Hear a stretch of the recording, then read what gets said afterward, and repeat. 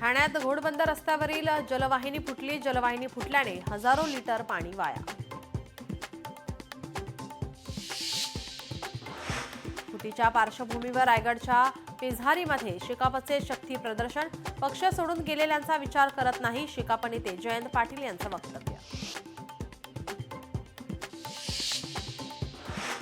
अमरावतीच्या नांदगाव पेठ येथे भाजपातर्फे तिरंगा सन्मान रॅली. भाजपा जिल्हाध्यक्ष रविराज देशमुख यांच्या वतीनं तिरंगा रॅलीचं आयोजन.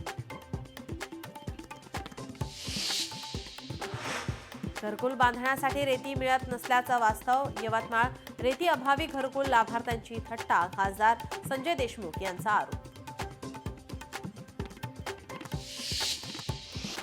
अमरावतीत 4 तालुक्यांना वादळी वाऱ्यासह पावसाचा तडाखा. अंजनगाव, सुरजी, वरुड, धारणी आणि तिवसा तालुक्यात नुकसान.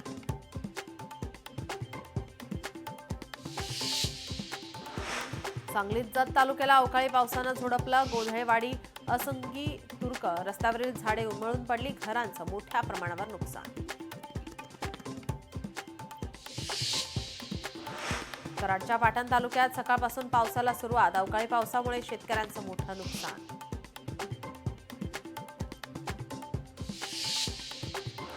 ठाण्यातील पहिली मेट्रो डिसेंबर अखेर धावणार. वडाळा ते गायमुख मेट्रोची चाचणी लवकरच सुरू होणार.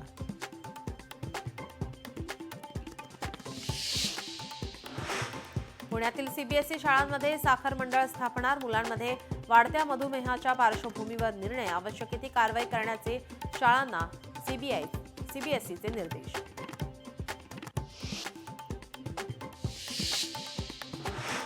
पुणे शहरात 3 बांगलादेशींचं बेकायदा वास्तव्य. 3 बांगलादेशी नागरिकांना पुणे पोलिसांकडून अटक. न्यायालयाने तिघांना सुनावली 4 दिवसांची पोलीस कोठडी. तुळजापुरात मटका माफियाचा पर्दाफाश. मटका बुकीच्या अड्ड्यावर पोलिसांचा छापा. 33 जणांविरोधात गुन्हा दाखल.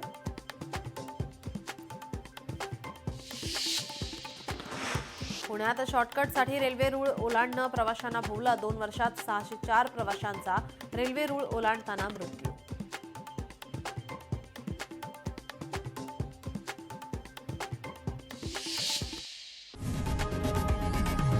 लोकशाही मराठी ऐका, पहा, जागरूक रहा.